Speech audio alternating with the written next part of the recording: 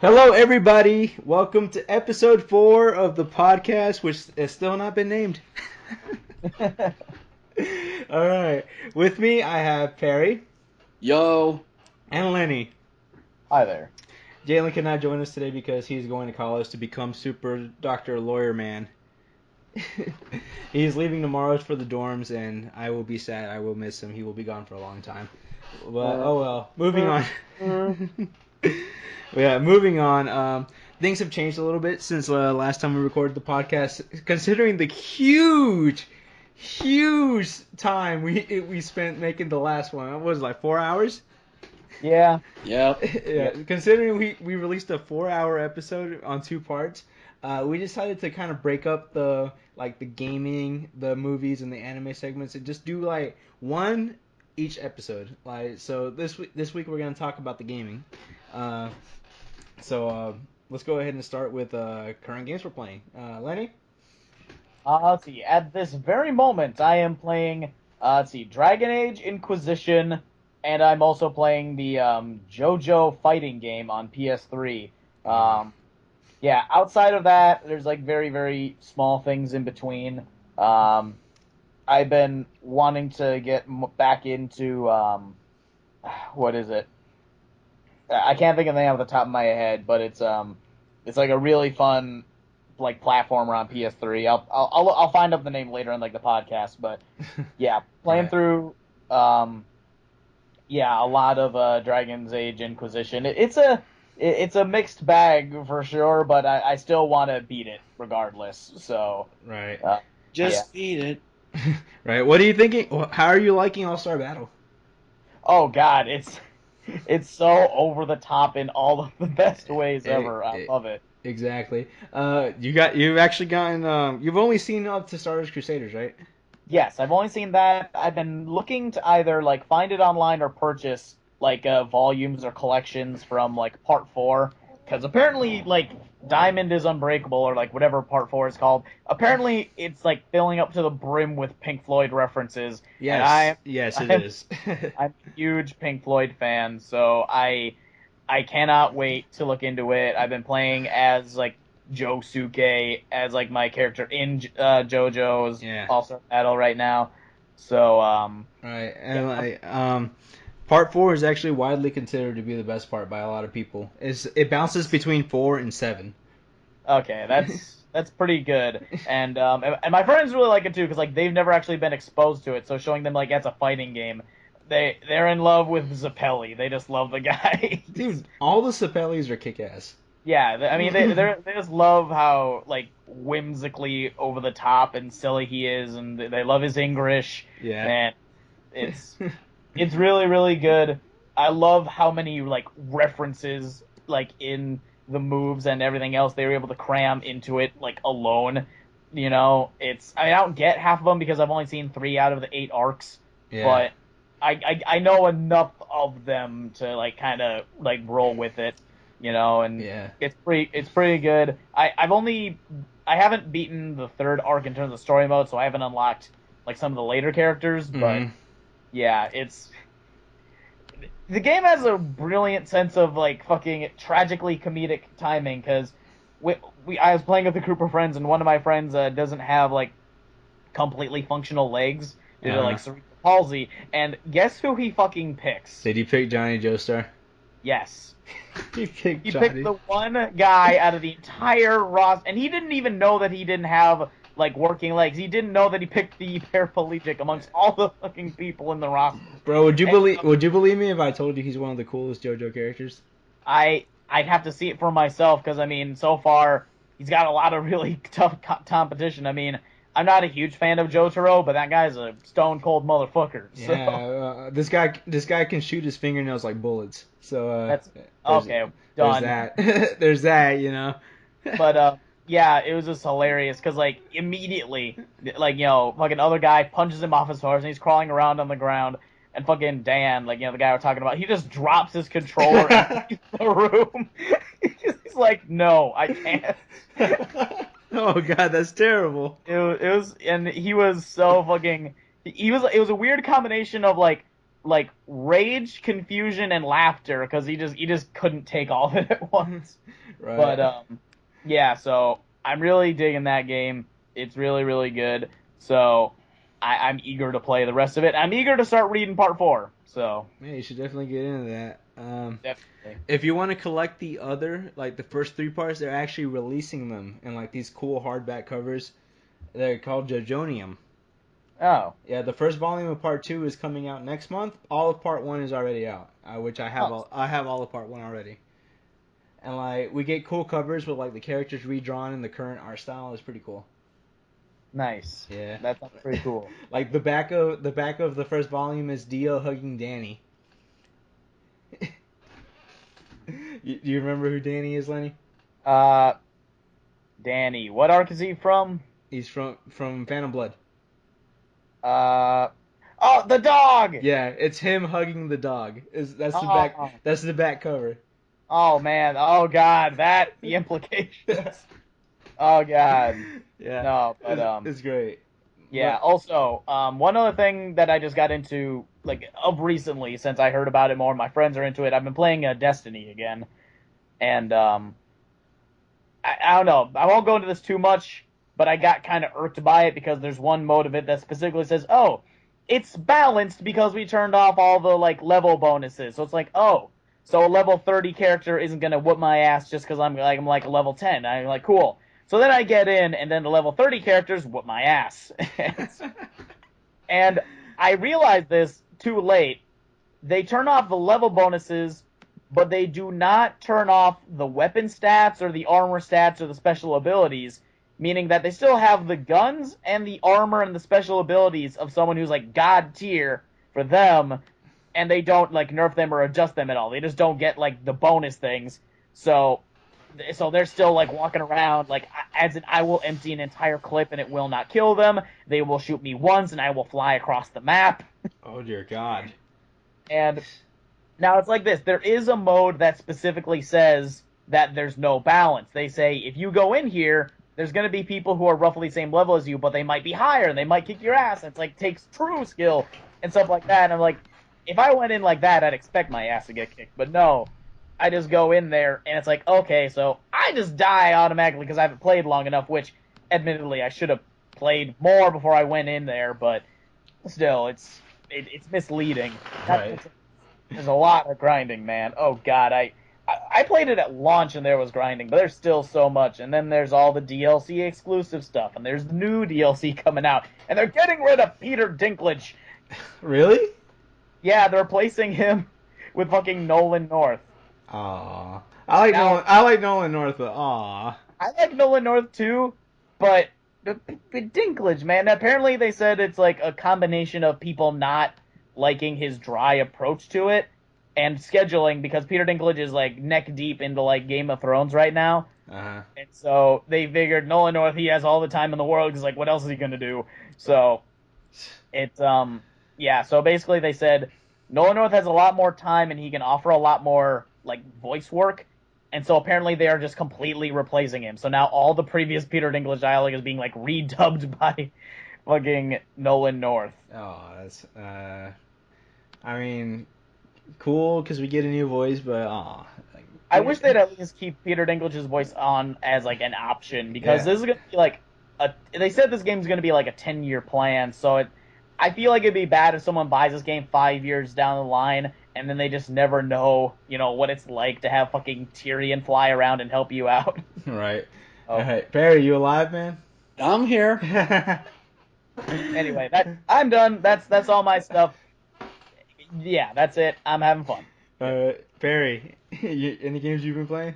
Well, mostly just Arkham. That's pretty much it. I've Alright. pretty much been trying to bury myself in the Riddler trophies. I've pretty much completed most of the storyline. Well, 99.9% of it. It's just getting the Riddler trophies, getting rid of all the side missions and all that stuff.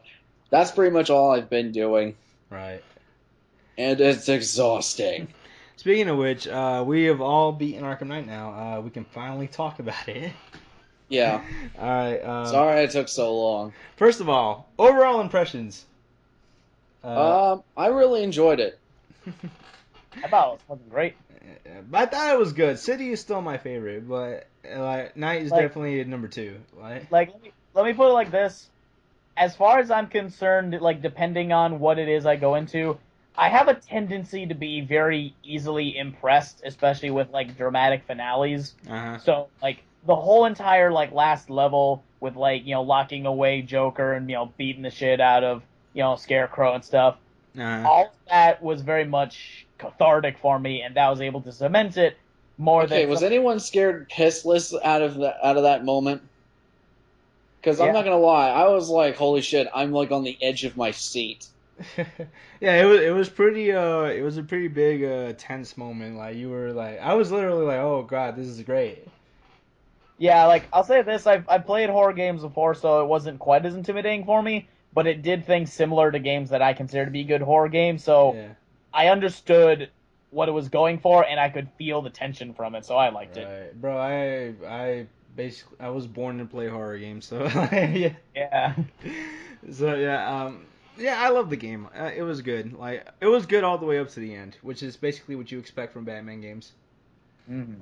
Yeah, I'd say okay. This is just me, but when I was playing as the Joker segment, while I was still kind of going absolutely ape shit, there was the moment where Joker basically goes to his own wake and only Harley is sitting there. Yeah. Well, I kind of was like, considering that you could basically shoot everyone else in the sequence, why not try and shoot Harley? Just because that's what fucking Joker would do, and she's the one character you can't shoot. Yeah. That's just kind of like, huh? That's actually a little surprising. I don't know. I just thought that was kind of a little interesting moment. But I swear that one moment where I got cut off at the dead end and then turned around and saw Batman said just like I literally just wanted to jump out of my couch. Yeah. But yeah, And the fact they managed to do that twice. yeah, that whole segment was just beautifully done. It was great. Like the Plus, first plus, person segment and the third person segment was great. yeah. Plus, Lenny, I think you told me this. Like, you thought it was like a mockery or satire of like first-person shooters.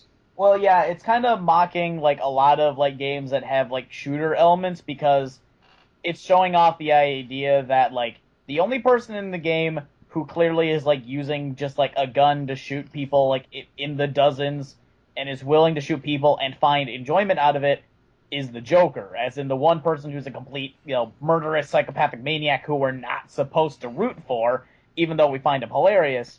And it's the idea, same with like also going to the idea of like making fun of how there's a lot of games where like the end of the game just turns into a shootout where it's Hmm. nothing but just shooting millions of guys over and over again, and then also making fun of games that have like a amount of variety in terms of like characters that you have to fight because it's literally just like where you just shoot the Batman statues over again. So it's the idea of like, oh, you just shoot the same people over and over and over again for extended periods of time, and you don't care that you're just killing people because you're just laughing at it, you're having fun. So it's criticizing that. It's criticizing like the people who just go on massacres for like catharsis' sake, and the repetitive level design and the uninspired final level stuff. So Mm. those are some things that people and myself have gleaned from it. Oh, all right. All right, so we should really get to the topic, so I'll keep mine brief. I have been playing a whole bunch of fighting games, Street Fighter 4 mostly. Uh, everybody Which here knows version? Ultra. Okay. Everybody knows what Street Fighter 4 is here. Uh, I have been replaying Blaze Blue Chrono Phantasma because I got the extended version on PS4. That game is great. I love it. What's new in the extended one? I've only played the original on PS3. More Viagra. Uh, you get two new characters, and you get a brand new story mode that's based on like the comics, and so it's pretty cool. Like you get Are there any new characters as well? you get the DLC, you get all the DLC for free, of course. Just rebalances and stuff, shinier sprites. Ooh. Yeah, and better net play. That always helps out. Yeah, I haven't really been playing any single player games. I just finished RE2, which makes this. I just decided to play Resident Evil 2 for no freaking reason, and like that's a game I can beat in one sitting. So like I What a beat. wonderful segue we have Yes, now. like I literally just beat RE2 and then like I get tagged in a Facebook post like, oh my god, Resident Evil 2 remake. Just fucking my friend Matthew just busting a load all over his keyboard as he types that Facebook post. Oh That dude shit. will bust a load over almost anything. Yeah, but that aside, an RE2 remake is happening. Guys, thoughts, Lenny? Well, I haven't played any of them outside of, let's see, I think the fourth one, but, You and a little bit subhuman. of, the fifth one, a little bit of six, a little bit of five, so pretty much no significant amount of the original ones, Okay. so, blasphemer here, but, Okay, Lenny. It's a witch. Burn him. I want you to like get on your PS4 right now and go buy Resident Evil Remake before I fire you from this podcast. okay, how much does it cost? I think like 20. It was released for $20. Okay, fine. That's not fair. I don't play Resident Evil, and you haven't fired me. Okay. I will fire both of you and talk to myself for the whole thing. No, Well, you won't. welcome to the Adolfo Show. Yep. I will do shadow puppets and film it. How will you do shadow puppets? No one can see us. Well, yeah, you can't see shadows either. That's just the absence of light. Exactly.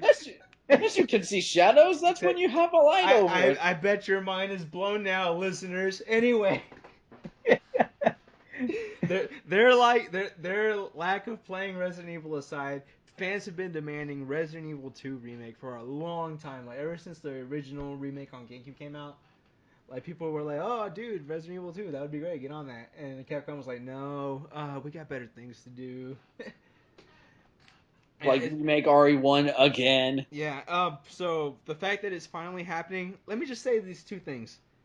There are two things that I never thought I would see in my lifetime, and that's Final Fantasy VII remake and RE2 remake.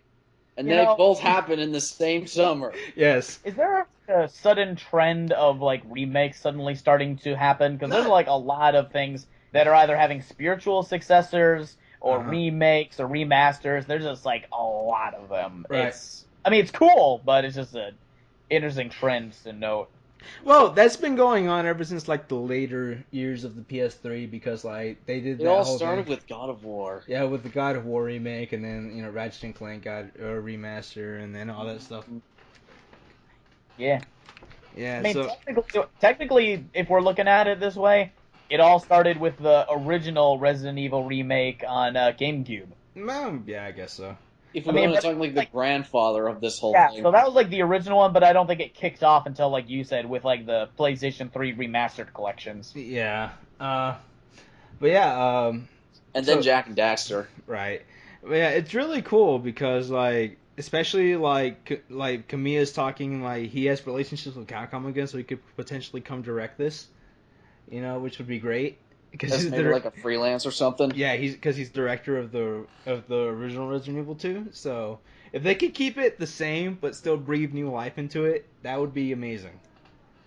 The only thing I fear is that they're gonna make it third person and like RA5. That's my biggest fear. I don't know. They remade RE1. It seemed pretty faithfully to the original. Well, that was made during the GameCube days, and that Capcom is very different from the Capcom. Well, we no, have I mean today. like when they re-released it on PS4. Well, yeah, because all they did was touch it up a bit, and like they just made everything 1080p, and then they just ported it. I And know, but they easily could have done the same thing like what you're saying now. yeah, but now we're talking about a full scale from scratch remaking because like they're gonna have to make new models, new backgrounds, new everything. Yeah, that's true. Yeah. So my fear is that they're gonna get too happy with the changes. So Yeah. basically, it is a horror game, but not in the horror that you like to see. Yeah. Well, I mean, like, Capcom can't do horror for shit nowadays. Like, you say, hey, Capcom, we want a new horror game. Oh, what? You mean guns? Hey, we want to be scared. Oh, well, guns are scary. Yeah, Yeah. when you're on the wrong end of them. Well, I mean, like, let me use RE6 as an example. I was hooked until things started exploding. That was like 5 minutes into the game. So I enjoyed the opening sequence, and then shit started blowing up. I was like, well, looks like I walked into Call of Duty. Oh. But yeah, I just hope they keep like the atmosphere of 2, because 2 has such a great atmosphere. Like the police station, like the city itself, the laboratory, like all that stuff is memorable, and like it has great like nostalgic value for me. Just to see that change would be terrible. So I have a question. go ahead. Would you like it or dislike it if they had the option to keep the original voiceovers? I would love it. I am a person who actually enjoys the bad acting. Thank you. I appreciate those too. I loved it because when they did like the Silent Hill 2 remaster, Yeah. like they kept the original voices, but then they also hired new voice actors, and I like that they did that and kept that as an option because it's just like I don't know, not enough people I'd say appreciated the previous ones, whereas I still did, and I like the new ones too. So I'm just glad they have them both around. Yeah. Well, I mean, like, I would totally be down for new voice acting, but like, the old voice acting's fine, honestly. Mm. Like, I think it would tickle the more nostalgic side if they kept the old voice acting, Yeah. and like, that's what they really want to lean on if they want this to sell like really well.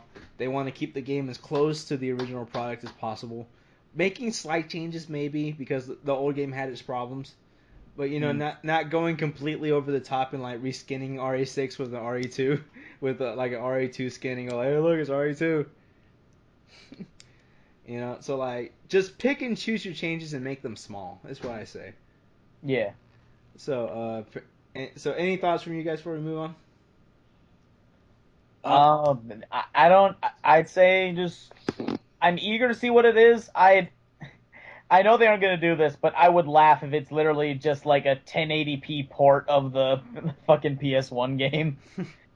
like literally just that, and then they just like redo like the characters like heads, but then they keep the bodies the same, so you have like 8 polygons for the body, but then like 10,000 for the faces, Oh, and then God. that's it.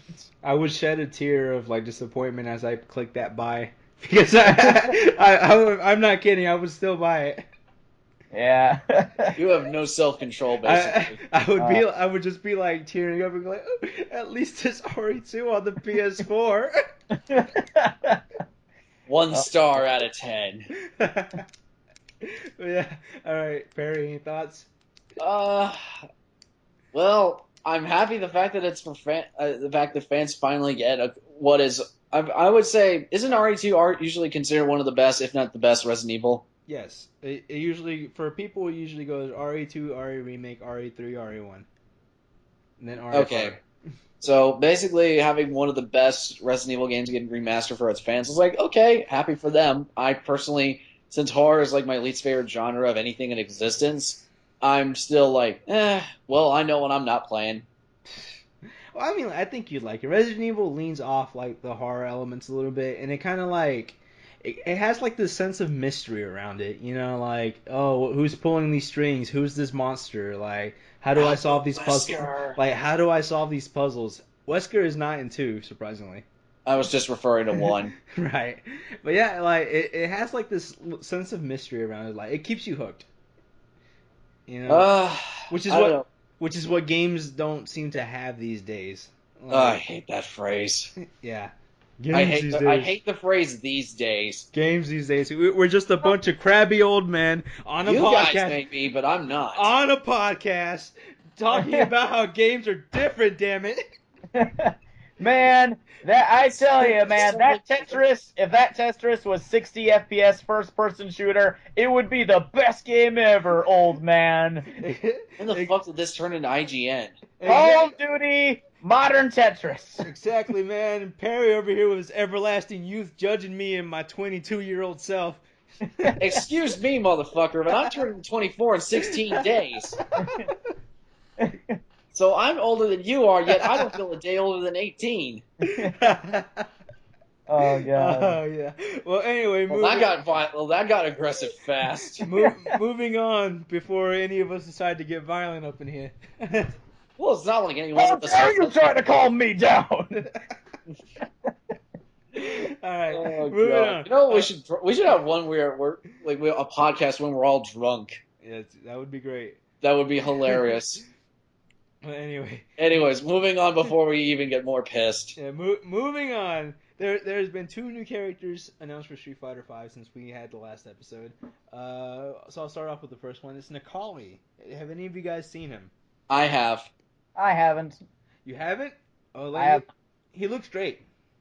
Like he's a tribal man from New Zealand, and like he has like this weird thing where like people think he might have the Setsu no Hado. What is that? That's the thing that makes Evil Ryu evil. And Akuma. Isn't that called like the Rage of Murderous Intent? Yeah, so, or Setsu no Hado in Japanese. Oh, Yeah. so red hair dye? Yeah, basically. Yes. His thing is he can his like V It's trigger. basically Super Saiyan God, but an asshole version. Yeah, his V trigger makes his hair like glow red. Oh, cool. Yeah, and like he's cool. He's voiced by Liam O'Brien. We actually got English voices too. Woo! Okay, Well, I know what Lenny's playing now. already. What's his name? What's it called again? Necalli. Macaulay. Okay. Yeah. We also got Vega. Sorry, he's a huge Liam O'Brien fan. Yeah, we also got Vega. Who looks God, pretty... I'm just like, apparently is it just me? Did Vega get younger and or more muscular this time? Everybody's getting younger and buffer in Street Fighter V. Except for Ken. Even though this is supposed to be years in the future, everybody's aging backwards and has apparently hit the gym like nobody's business. Yeah. But yeah, so a couple of interesting notes on Vega. He has a new stance. He has a projectile, which he throws a rose. Okay. And he is no longer a charge character. He is a motion character now. And for some of us who are noobs at that, what does that mean? You no longer have to hold down for 2 seconds and then swipe up to do his moves. You can just do like a Hadouken motion or stuff to do his moves. Oh, God, that hair. Yeah. Oh, my God. This is going to be amazing. Yeah. Are you watching the Necalli trailer? No, I just looked up the images. I'll look up the trailer now. Right. Wow. But yeah, the game overall looks great. I actually got to play the beta a little bit. The horribly botched, failed beta that Capcom tried to do. But they didn't have enough server space to accommodate everybody, so they had to cancel it. I bet you were just heartbroken over that. Well, I mean, I got to play a little bit, which is more than what other people got. Other people waited for hours and they did not get to play a single game. I got 3 games in, so like for me, I was happy. So how did it feel? It feels so wonderful and perfect. I love it. Like when I got done playing 5, I just went back to Street Fighter and went, it's not the same.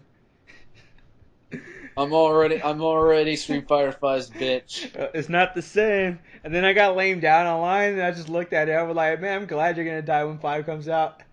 But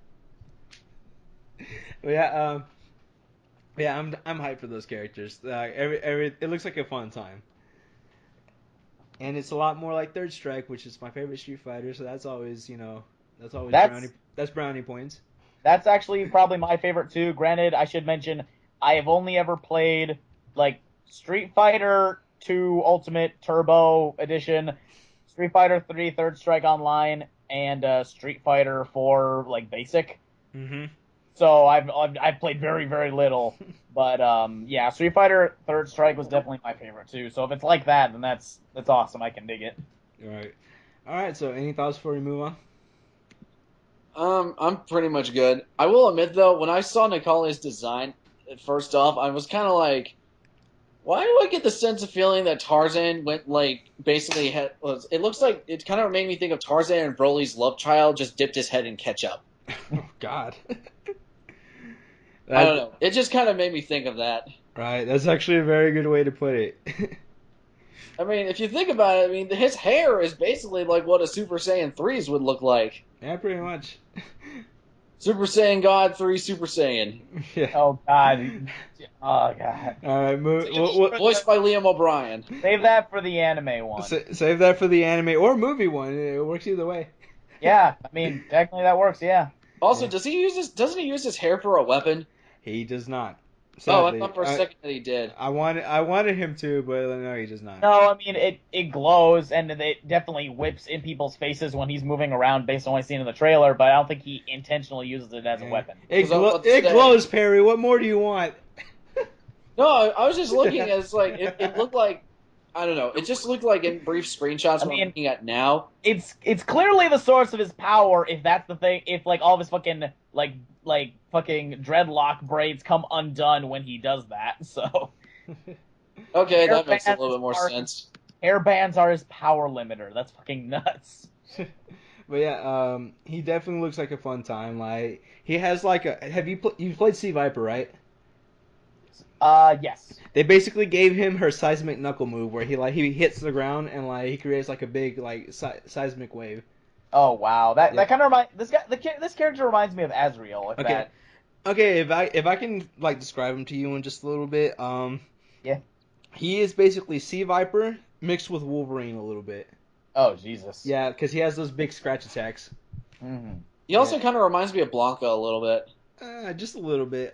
We have a feeling people think that Blanc is actually going to be in 5, so because there's a Brazil stage and they still haven't announced any Brazilian characters, and every stage has characters that go with it. Mm-hmm. Yeah, so the only Brazilian characters are Sean, Aura, and Blanca. I think. I mean, I don't know the rules in terms of like rosters for Street Fighter, but I would assume that Blanca is like I don't know big enough to where it would be stupid for them not to include him. Well, You know? it's not that like he's universally hated by a lot of people, but like Oh. Blanca is the director's favorite character. He carries like a little Blanca toy around with him everywhere he goes. So the chances of him getting into the game are really high. Okay. Yeah. So I mean I don't care about like seeing Blanca again because like they're doing a lot of things to make the game a lot less like it rewards skill instead of learning one really good move and doing it over and over and over again. Like it's built from the ground up to be competitive. Yes, it is very much so. That's good. So that's great. Question. Anyways, moving on. Moving on. We're now dipping into Gamescom news. Looks like we got a gameplay trailer for Scalebound, and let me tell you this right now, I'm a little bit surprised of how it actually played. Considering it's from Hideki Kamiya, I was expecting Devil May Cry, but we kind of got like it kind of looks like Dragon's Dogma. Yeah. Yeah. So guys, thoughts? Lenny, you take this one. Yes, all of my yes. To iterate to the audience, I'm a huge fan of Dragon's Dogma. Now then, this game is fucking awesome. It looks great.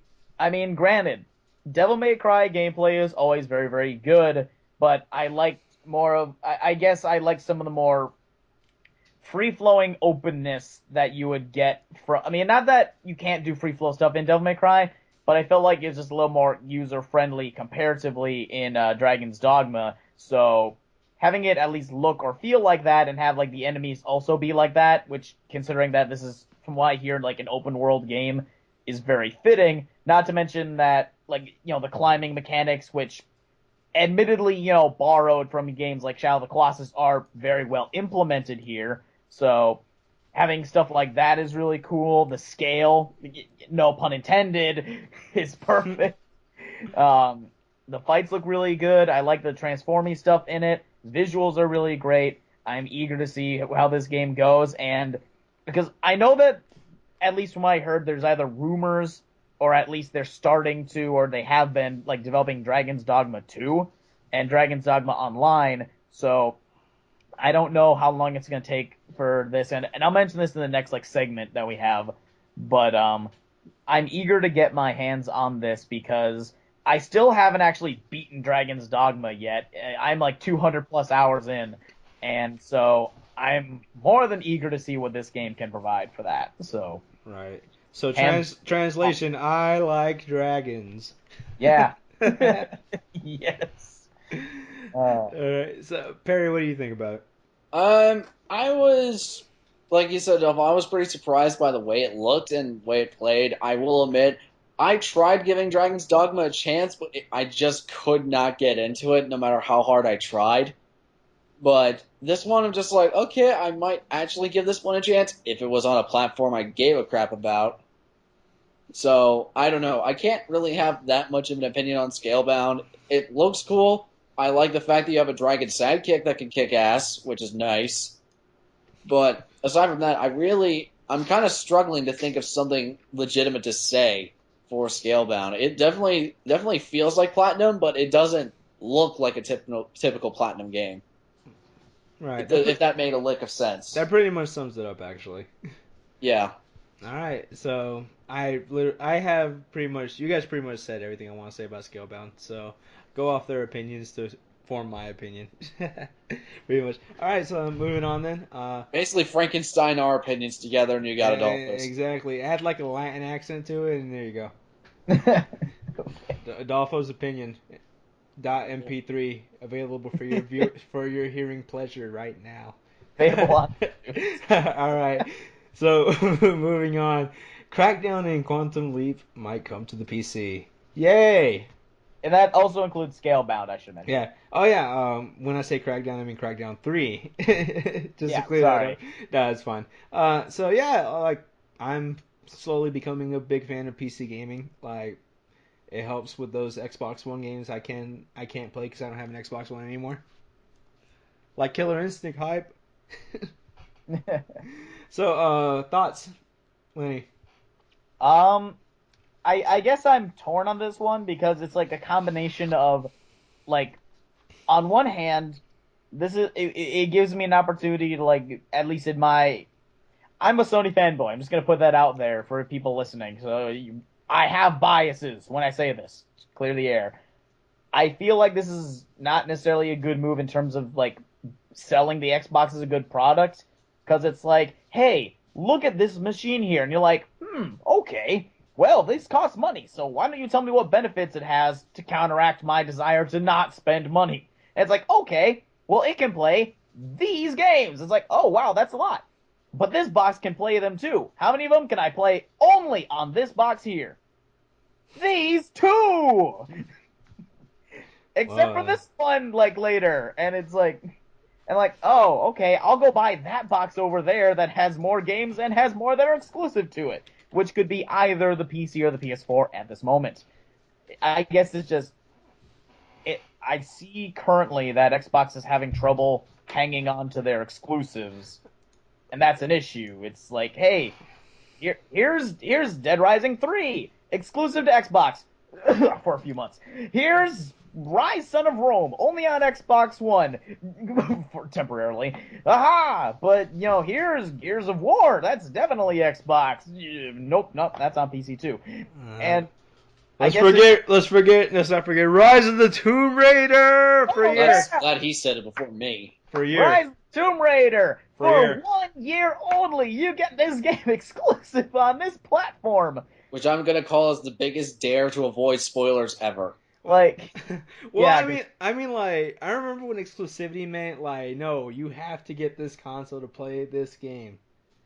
I mean, like, yeah, because, like, the only game that they've held on to that I care about is Sunset Overdrive, and apparently there's rumors that's still coming to PC anyways, so... Oh, in that case, I'll buy that.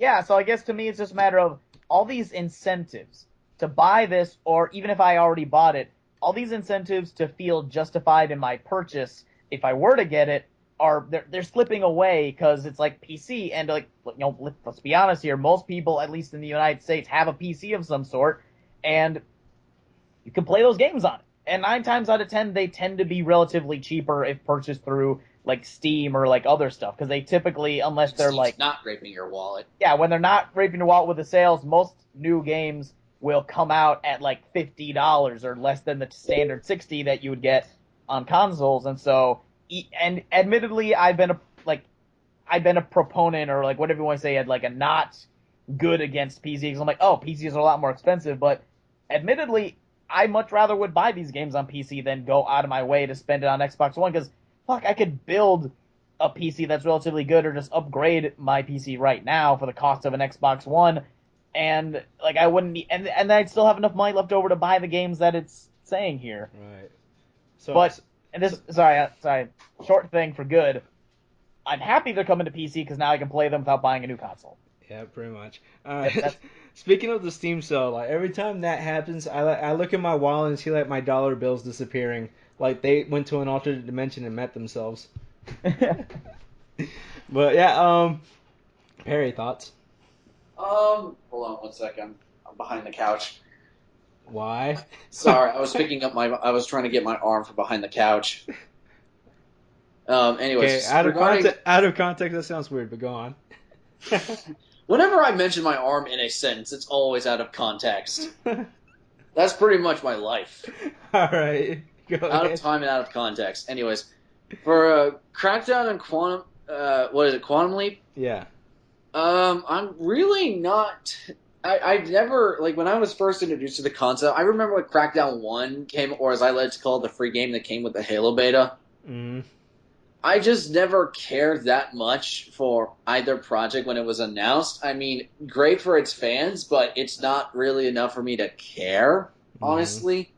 I mean, sure, it may look nice, and I'm sure it'll play okay, but it's not one. I don't know. It's not basically on my palette or my radar at the moment for me to care because my gaming curiosities and priorities are elsewhere. Right. Let me just put it like this: basically I'm in the more like RPG story, like weird kooky game territory, and this is more like I can kind of probably guess what this game is going to be like, and probably be like 75% correct on it.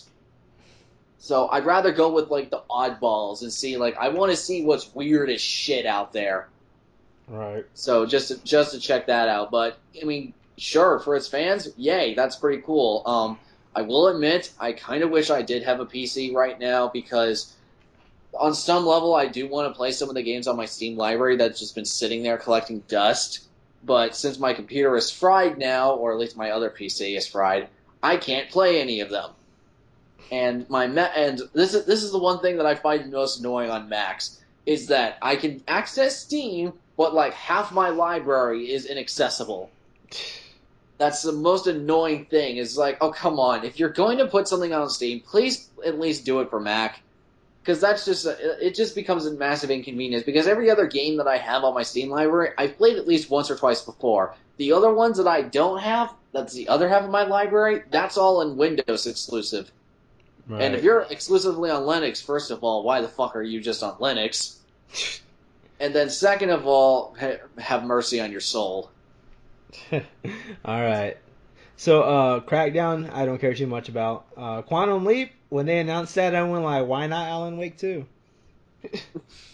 And then they announced Alan Wake 2, and I was like, oh, okay, I might try this then.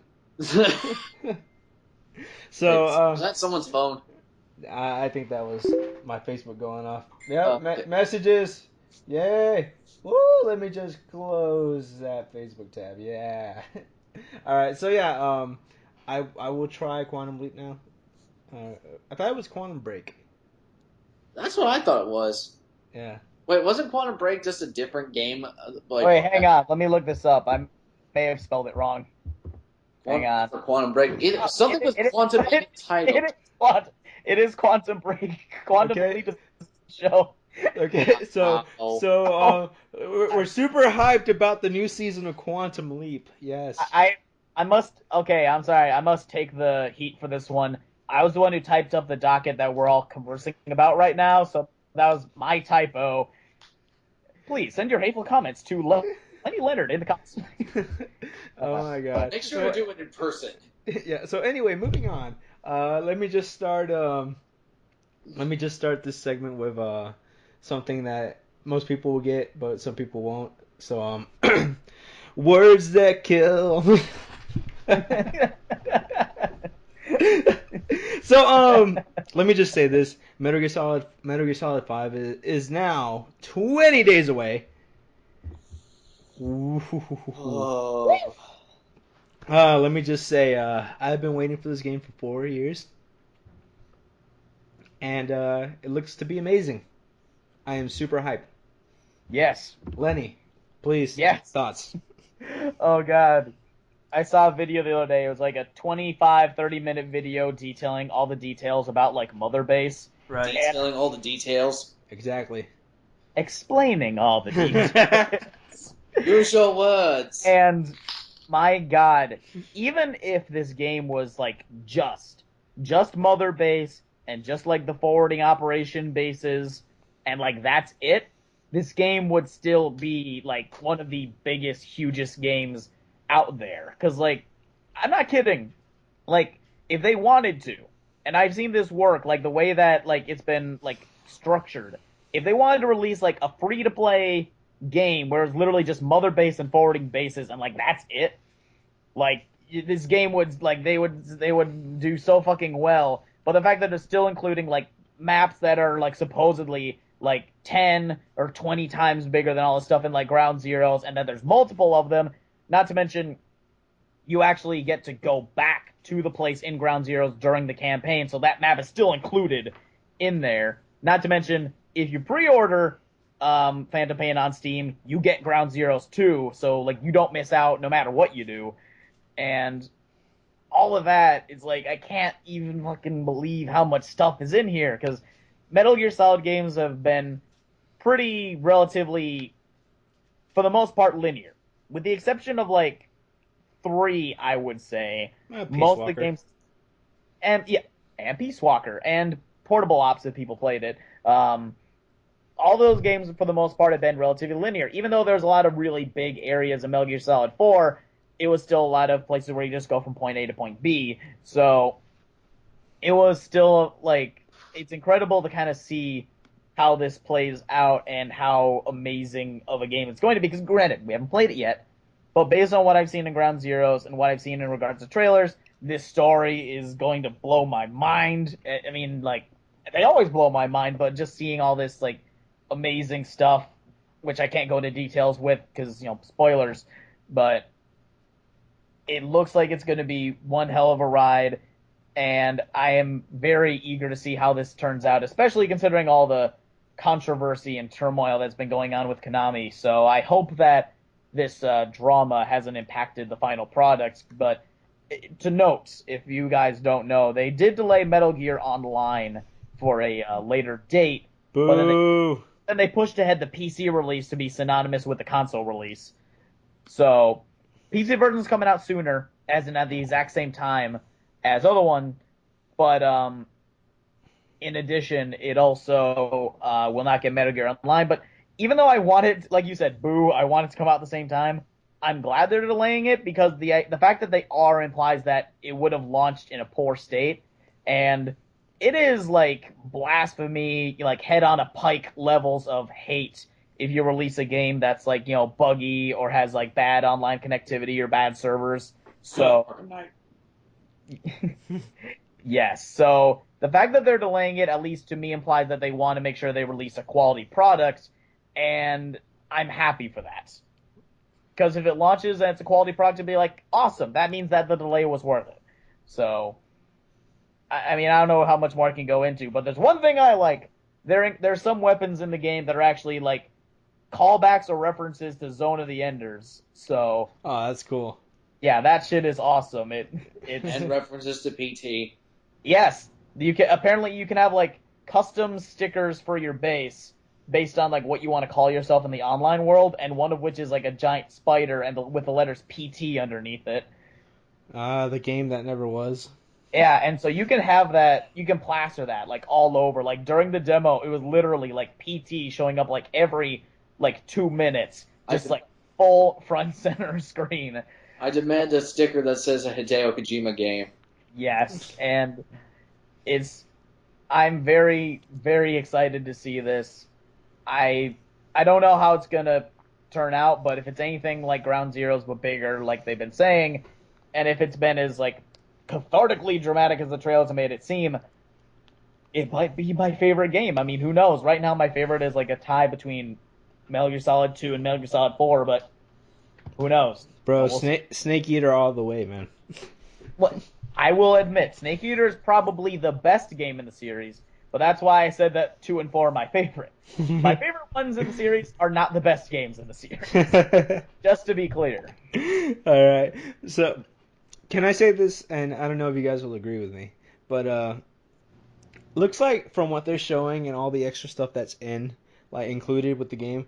This feels like the most complete current gen game that to be released. Like as far as like content that's being provided and like packaging and stuff like that.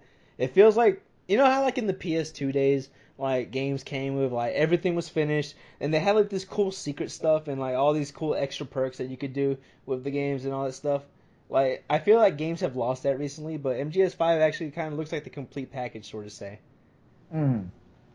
What? I can definitely agree with that. Like it does seem like there's a very very high amount of content just available right off the bat. So, and not to mention on the technical side, it's launching at 60 frames per second 1080p on consoles and PC. Well, I mean, obviously higher resolutions with PC and higher frame rates, but base all across the board is like 1080p 60 frames per second. Like on not for the obviously not for the PS3 and 360 ones, but still it's very few games can look this good and Yeah. have stuff because like even if a game looks absolutely spectacular because like I'll give you an example. One of the best games I've seen visually on like PS4 is like Killzone Shadowfall, but runs at 30 frames per second. And I'm pretty sure it's only like 900p.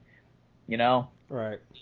like you can't really get that, and the only games that have achieved that are like remasters or ports. You know, Journey. That's a PS3 game, obviously, so they could run it at that kind of stuff. But the fact that you can have it look as good as it does and not have to skimp out on like the technical side of things is a godsend, and I hope they can keep that up. So, All right, Perry, thoughts? I'm hyped. Shut up and take my money. I want the Bionic Arm Edition, and I basically want to give Kojima the biggest man hug ever. Right. I got the Bionic Arm Edition because I acted fast. Mm. That's how I scored a Pip-Boy edition. I know I scored the Pip-Boy edition, but I could not score. I could not score. Like by the time I wanted to get the Bionic Arm edition, they were all gone. Thank you for Amazon. Ugh. Well, anyway, moving on, because we're already starting to cross the hour threshold. We need to get faster with this. Yes, we do. So, Square Enix sale. Perry, what games are on sale? Oh shit. Well, they just basically Square Enix on PSN is basically holding like a giant sale of a lot of their RPGs. So stuff that's like on their sale. Here's just a couple of highlights. Chrono Trigger, Final Fantasy VII, 6, 5, Legend of Mana, Parasite Eve 1 and 2, Xenogears, just to name a few of those. There's also Final Fantasy Tactics, War of the Lions, Chrono Cross, Origins, with 1 and 2. What else? The Third Birthday, for anyone who's curious about that. Legacy of Kain. So yeah, there's quite a bit. Oh, Vagrant Story. Did I say Threads of Fate? No, I don't think so. Okay, Threads of Fate. That's just to name quite a bit of them that are on the sale. So yeah, a lot of these games I've actually been wanting to try for a good while now because PS1 RPGs I never got a chance to mess around with that much when they originally came out. So the fact that they're a little bit cheaper now and I could just download them right now before I decide to pick up a hard copy just for collector's sake is to me kind of a good thing. Have you played Final Fantasy VI? No, I want to. For the love of God, man! Hey, I was actually just talking to Jalen about this a couple days ago. You get off this podcast, go to your computer right now, and purchase a goddamn copy of Final Fantasy VI. and get Vagrant Story while you're there. I'll get them. I will get them. Damn it! And maybe Chrono Trigger while you're at it. That game's amazing. I already have Chrono Trigger. And Buy it again. I have the DS version, man. Perry, the Perry, PS1 version. Perry, he's Chrono Triggered. Don't mess with him. Oh God. No, seriously, I've been wanting to play, like, at the top of my hit list in terms of, like, old RPGs that I've been told that I was, like, constantly need to play. Final Fantasy VI is the one always at the top of the list. It's like, I know, I want to play it, but I just haven't had the opportunity to do it. But I actually took a looking at this list, and then decided, like, okay, I actually want to start using my Vita again, actually have a reason to use it. So I thought, hey, let's try a whole bunch of PS1 games on it. So I checked a whole giant-ass list of everything that's compatible with Vita, and it turns out Final Fantasy VI is compatible with it. And isn't that compatible with your PlayStation TV? Yes, it is. So you can play that Cool. on your TV. Cool. I know, and I'm excited about that. In fact, I have my PS TV hooked up, and I actually found a way to make a capture card for it. Nice. I found a way to get around it, so I was like, "Suck you, Sony, and your HDCP protection." You can So- turn that off, you know. Huh? You can turn that off. No, you're not on the Vita TV. Oh, No, you can turn it off on the PS4, but not the Vita TV. oh okay. But I figured out a way around it. So I'm thinking of I don't know whether I should get like a $20 PSN card or something like that, and just because I usually like doing the prepaid card stuff, just because I don't trust Sony with my card information, given the past incidences we've had. Right. Mm. Well, I mean, like, All right, just so I'm aware. Okay, say if I got like a $20 PSN card like tonight or like right now, what 3 to 5 games you need? Final Fantasy VI included already. Okay, Chrono Trigger. Okay. All right, and Parasite Eve. Parasite Eve is great. Parasite Eve 1 or 2? I'd start with 1. Okay, 1. So And if you have enough left over, get Vagrant Story. Oh okay, yeah, Vagrant Story is great. So Chrono Trigger is 5, Final Fantasy VI is 5, Parasite Eve is 3, Vagrant Story is also 3. So let's see, 6, 11. That's 16. Yeah, 16. So I could technically buy one more game if I wanted to. All right. Well, we'll leave that one up to you. All Okay. right. Lenny, any games you plan on getting or want to get? Well, I am very, very, very, very inexperienced with most of the Final Fantasies. The only ones I've really played are like maybe 2 hours of Final Fantasy VII and like Alright. Kingdom Hearts 1 and 2, which are not Final Fantasy games, but they have Final Fantasy characters in it. So I guess it counts. I guess it kind of sort of counts, but not really. Point is, It counts asterisks. yeah. So I haven't really played any of them. I played episode Duske, but Alright. that's a whole nother story. Point is, Yeah.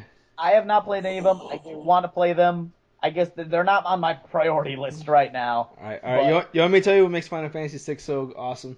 What makes it so awesome? The villain, Kefka, is amazing. Oh I yeah, like Kefka things- I've heard is really good. Yeah. I all like right, things with good villains. Yeah. I mean, Can I spoil something for you? It's not really a spoiler because it's like the first part of the game. okay, if it's in the first part, I don't mind. All right. He goes like this. He goes like, "Oh, you know what? I don't like this kingdom anymore. I'm gonna destroy the world." Guess what he does? What? He destroys the world. In the first part? Yeah, he just fucking does it, dude. What? He's not like, oh, my plan and all this shit to destroy the world. He just goes like, well, I'm just gonna go destroy the world. He fucking destroys the world. Oh wow. I mean, I mean, I'll discuss this when we do our anime podcast, like next time. But Yeah. I've been watching a lot of Monster lately, and I've been in love with like shows with like really good villains. So if they have a villain that's like that fucking good, Yeah. then He's great. I fuck it. Yeah, I'll go for it. Yeah. So that aside, I'm definitely gonna pick up Final Fantasy VI because it's $5. I love that game to death. I like it more than 7, which is people always argue which one's better, 6 or 7. I say 6. But 7 got my Sephiroth and my clouds. But anyway, moving on. Dark Souls 3 got a new trailer at Gamescom. It looks fucking amazing. Fuck yeah. Yeah, I'm definitely getting that game. People argue if it's a prequel or a sequel. I'm leaning more on the prequel side. What do you think, Lenny? I'm leaning more on the sequel side. I mean, we discussed this earlier before the podcast, but Yeah. I think we have nothing concrete enough. Like until we actually get our hand on like in-game items, it'll be hard for us to say that anything is necessarily solid yet with anything. But Right. regardless, I'd say, at least for me, I think it would make more sense for it to be a sequel, just because we're going to be getting like different and new abilities Right. that weren't present in Dark Souls 1 and 2. So then we would come up with like the plot hole of why does this character in the past able to do stuff that these characters in the present are unable to do, and I'm mainly referring to like weapon arcs. Right. Well, I mean, like the reason I would like a prequel is like the whole thing about Dark Souls is like the mystery of this world, and Yeah. like all the mystery behind the undead curse and like the characters and all that. And like mysteries tend to get less mysterious the more you explain them. That is very true. Yeah, so the way I see it, there's enough stuff in the lore of Dark Souls 1 where they could like go back and like do some stuff with it. Instead of going like, oh, and then this happened over here in this kingdom. Yeah. you know? Yeah, that's a good point. So I feel like that would be the better way, but if it's a sequel, I'm down. It's more Souls. It's more Souls game action. Yeah. So, Perry, any thoughts on Dark Souls 3? Not really. All right, moving on.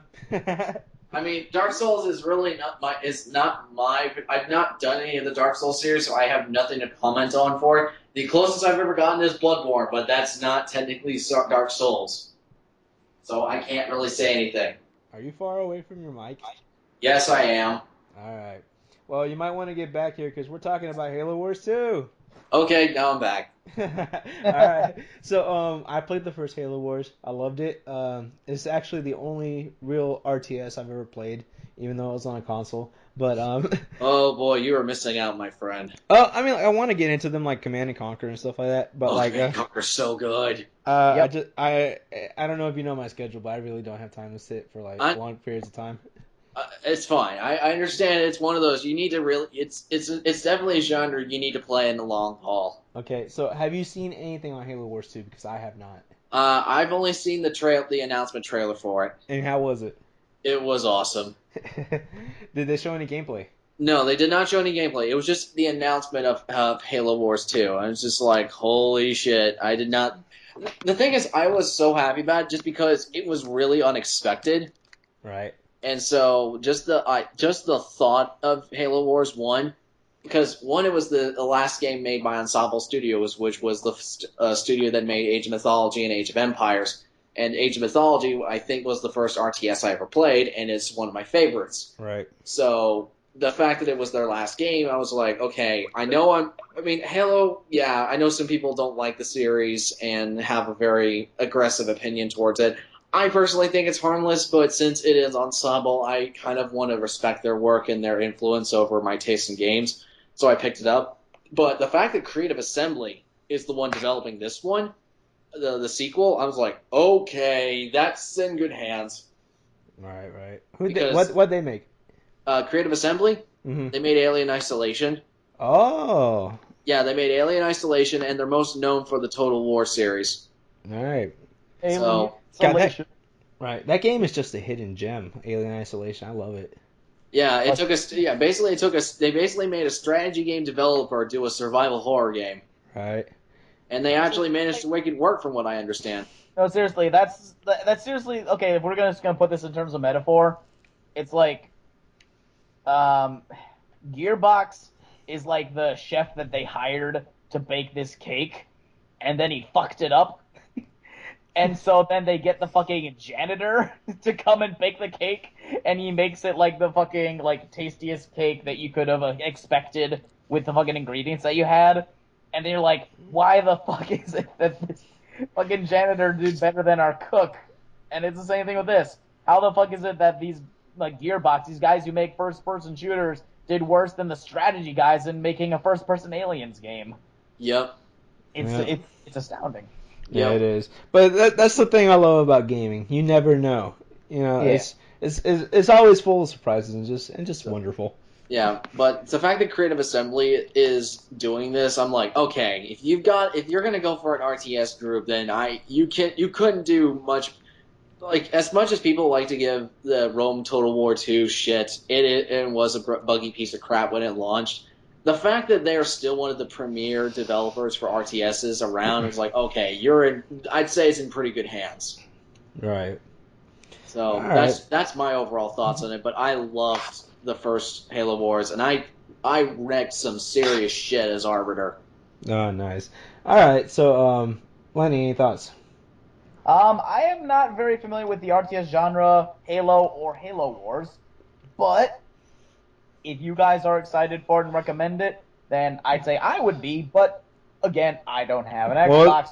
Unless both Halo Wars 1 and 2 come to PC, I'm afraid that I am not experienced enough to have a formal opinion on the matter. Well, then, my friend, you are in luck. Because since you have not played RTS or a Halo game, this is a Halo RTS game. Woo! Oh boy! Hey! Yeah, I'll be perfectly honest. The only real reason I've been, Lenny probably knows most about RTS is mostly because of me constantly bitching about them. Yeah. All right. Mostly So because I'm trying to show him how awesome they are. But if it's not his forte, that's perfectly fine. Yeah, I mean, I did play a little bit of Command and Conquer and some, what is it? Age of Mythology. Yeah, so I played a little bit with them, and they were both very, very fun. It's just that they take some time for me to learn, and usually sit in a similar situation to Adolfo. I typically don't have enough time between like me and Perry to actually sit down and play them.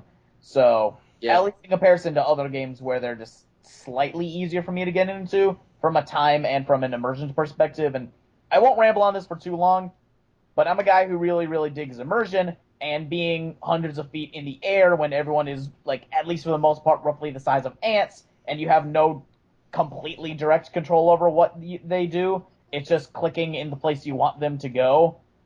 It's like, I'd say, complete lack of immersion, because it's like I'm very, very aware of everything that's going on in regards to game mechanics, rather than like getting immersed, and that's not an issue of the genre or anything. It's an issue with me, so I'm gonna leave it at that. all right. Well, moving on. Until Dawn comes out in a couple weeks. This is a game that actually looks very interesting to me. Has any of you guys heard of it? Yes. I've heard the name bounced around. Okay, so Perry, it's a game based on slasher films. Okay, I'm out. Okay, so for me and Lenny then I guess. So yeah, it actually looks really cool because like it kind of plays like it's a decision game basically. Like you can lose the entire cast if you make wrong decisions. And like the whole point of the Wait, game. so you say it's a decision game, right? Yeah, pretty much. Like you So have basically, it's my decision to press the start button or not. yeah, like you have to like make decisions, like make the right calls in order to survive the night until dawn. You know, blah, blah, blah, blah. But It's like start button. Quick game. Well, that was easy. well, yeah. Perry's hate aside, it actually looks like a very decent Sorry, game. I'm not trying to hate on Until Dawn. It's just like it's kind of like you guys in RTS just don't have the time, and it's just not your thing. Horror games are not my thing. Well, that's the thing. It looks like it's leaning on every cliche imaginable. That it just looks like it's kind of parodying itself. So it actually looks like a fun time overall. Okay, that has me a little bit more intrigued. Yeah. I mean, we'll have to look more into it, but considering that you enjoyed Cabin in the Woods, and that was one that was kind of poking fun at its own cliches, Yeah. enjoyment Or out as of it. I like to call it, Scream if it were actually funny. Yeah. But So, like the fact that somebody didn't pull a gun and shoot the slasher like in the first 5 minutes already means like, oh, we're going in for one hell of a ride. Mm.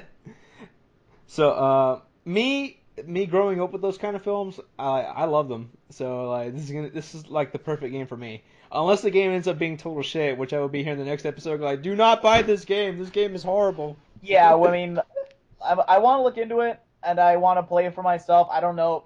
Between Mad Max and Phantom Pain and like everything else, I'm not sure if my wallet will be able to, especially because like I'm moving into like a new place and like I gotta get furniture and shit, so that takes precedence over video games. Right. But So yeah, I'm approaching this with caution because I already wasted $60 this month on that Godzilla game that turned out to be kind of trash.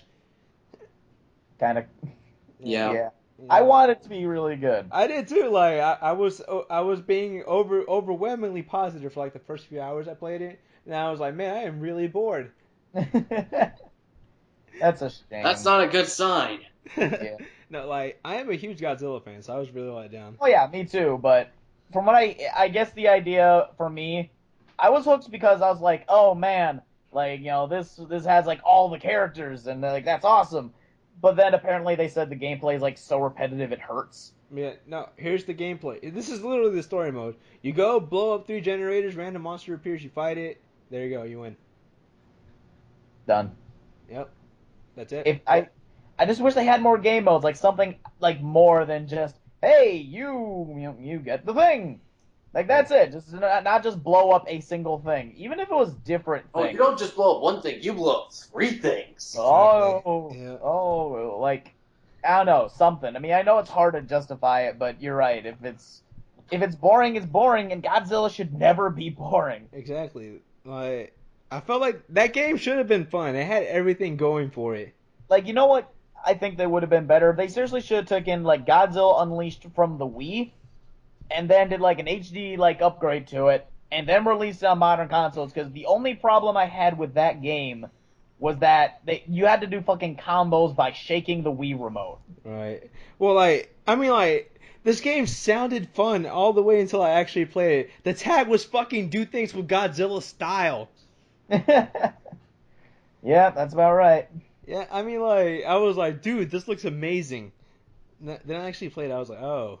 Alright then. It's not amazing. In fact, it's kind of shitty. Yeah. Well, anyway, we seem to have added on a topic, so that's the podcast, This guys. topic. So that's the podcast, guys. This is the part where we give our recommendations. Lenny, I'll let you recommend something first. Okay, so we're recommending games today? Yeah. Okay, man, where do I start? Okay. Just one, Lenny. Just one. Oh, just one? Just one. Okay, my recommendation for a game is Rocket League. The car 'Cause soccer game? it's really good. What? The car soccer game? Yeah, that's the one. With rockets. With rockets. It is so much fun, and I was a huge fan of the original game, Supersonic Acrobatic Rocket Powered Battle Cars. Mouthful. What? No. What? Supersonic And you, Acrobatic Rocket Powered Battle Cars. So I see they went the right direction with shortening the name. Yes, Like even though I some love the other original company. name, even though I love the original name for how cheesy it was, a lot of people agree that Rocket League is a lot simpler title, and so with that in mind and everything else, like they just streamlined everything. The controls are tight.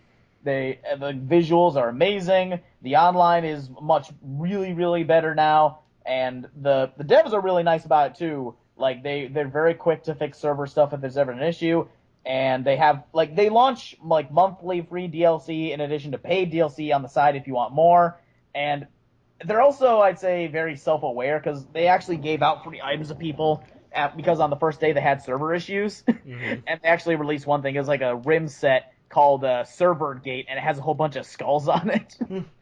So they're good at like knowing what the fans have to say and everything else. So definitely good. And you have a few days left. I'm pretty sure at least it's free on PlayStation Plus, I believe. So at least I think so. And so go out and get it. It's really good. Very, very lively online community. I mean, at minimum, I've seen there's always at least 40,000 people on playlists online during the day. So you'll never not have a group to play with. And just exploding, like, rockety cars playing soccer. How could you not? And that's... You know, it's funny because I just watched Yahtzee's review of Rocket League. Yeah. I saw that this morning too. Yeah.